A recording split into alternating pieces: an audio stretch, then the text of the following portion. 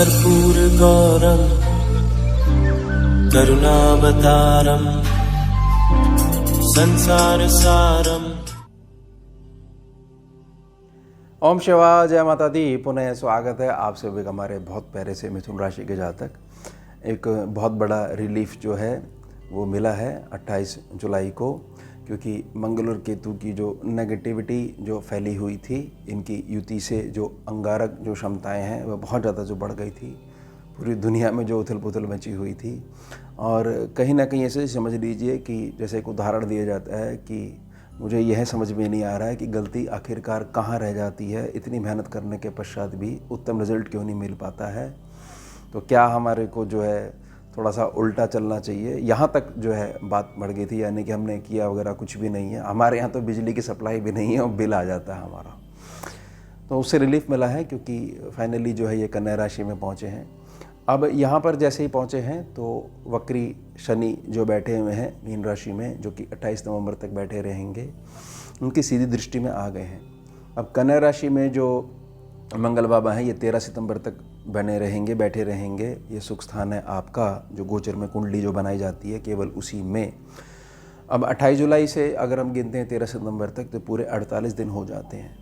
इसके बहुत सारी ना पॉजिटिविटी आपके जीवन में होने वाली है। सबसे पहले समझ लीजिएगा कि भाग्य की मजबूती या भाग्य का एक सूक्ष्म लेवल पे उदय होने वाला है। साथ ही साथ जो एक कंप्लेंट बनी हुई है मिथुन राशि के जातकों को कि न्याय चक्र जो है हमने अपने जीवन में कभी भी सजीव होते हुए नहीं देखा है, तो शिकायतें भी दूर होने वाली है, क्योंकि सूक्ष्म लेवल पर न्याय चक्र एक जो है वो शुरू हो चुका है 28 जुलाई से ही। अब हमारे को समझना है कि 5 बड़े क्षेत्र ऐसे रहेंगे जहाँ पर बहुत हाई लेवल पर परिवर्तन होना है। लेकिन मंगल और शनि की जो दृष्टि है, तो यह तो एक अग्नि है और एक जो है फ्यूल है, और दोनों मिलेंगे तो बहुत बड़ा ब्लास्ट हो जाता है। तो यहाँ पर पॉजिटिविटी की बात आए कहाँ से रही है, लॉजिकल एक्सप्लेनेशन क्या है। देखिए, ये कन्या राशि में पहुँचे हैं, ये सुख स्थान है, कहीं ना कहीं चंद्रमा से भी संबंधित है। तो यह चीज़ समझ लीजिएगा कि कन्या राशि यानी कि बुध का घर है। बुध के पास वह क्षमता होती है किसी भी एक्स्ट्रा चीज़ को जो आपके लिए अच्छी नहीं है उसको एब्जॉर्ब कर लेता है। और बुध इस समय जो हैं कुंडली में बहुत फाइन चल रहे हैं, और 21 अगस्त के बाद से और भी ज़्यादा जो है अच्छे हो जाएंगे शुक्र बाबा के आने से। अब शनि जो है, अब शनि को फ्यूल को समझ लेते हैं कि चलो ठीक है अग्नि कंट्रोल में रहेगी, लेकिन फ्यूल आएगा तो अग्नि तो भड़कनी है। शनि वक्री चल रहे हैं, जब तक ये युति बनी रहेगी एक प्रकार की दृष्टि युति, तो उसमें अपने से एक सेक्शन पीछे को निखारने का प्रयास करते हैं, और बाकी जो दृष्टि है वहाँ पर जो पड़ेगी, यानी 3, 7 और 10वीं जो दृष्टि जहाँ जहाँ पड़ेगी वहाँ पर उतना प्रभाव नहीं पड़ पाएगा, क्योंकि शनि केवल और केवल कुंभ राशि यानी कि आपके भाग्य सेक्शन को निखारने का प्रयास करते रहेंगे। अब यह जो फ्यूल और अग्नि मिलेगी, इससे प्रकाश उत्पन्न होगा, और प्रकाश यानी कि आपको गाइडेंस मिलेगी।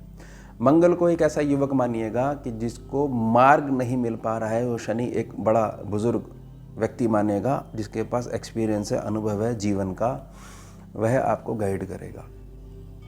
आप समझे इस बात को।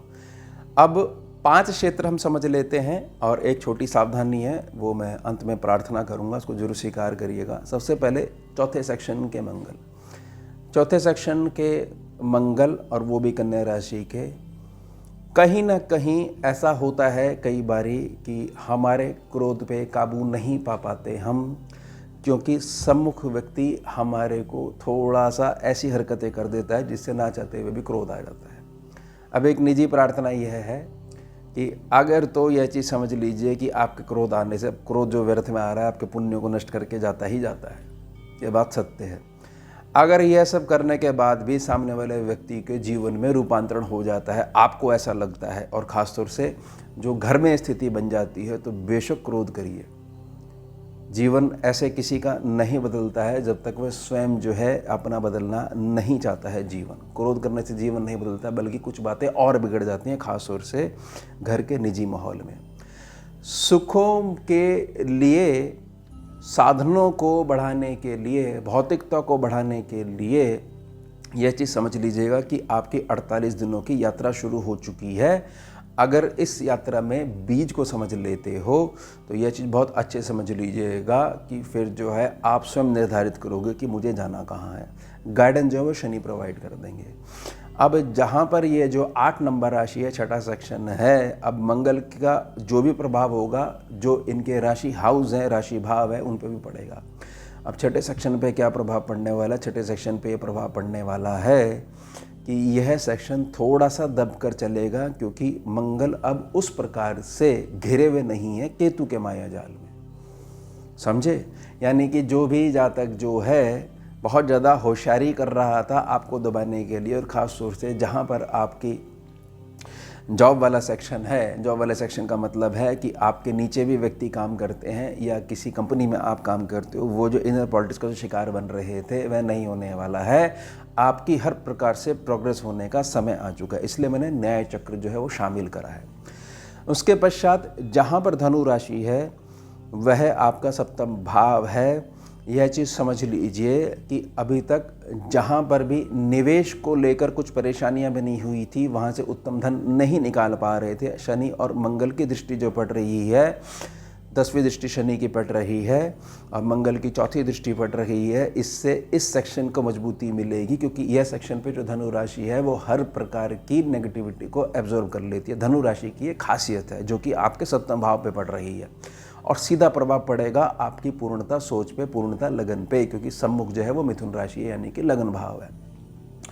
अब होने क्या वाला है, ये तीसरा जो इम्पैक्ट है, ये तीसरा जो बड़ा परिवर्तन होने क्या वाला है, यह चीज़ समझ लीजिएगा कि अगर ये कैलकुलेशन आप लगा के बैठे हो कि इससे अधिक जो है मासिक आय एक साधन से नहीं कमाई जा सकती है, तो ईश्वर जो है या ग्रह जो हैं इस प्रकार की चीज़ें सम्मुख रख देंगे कि दूसरा साधन आपके सम्मुख आ जाएगा।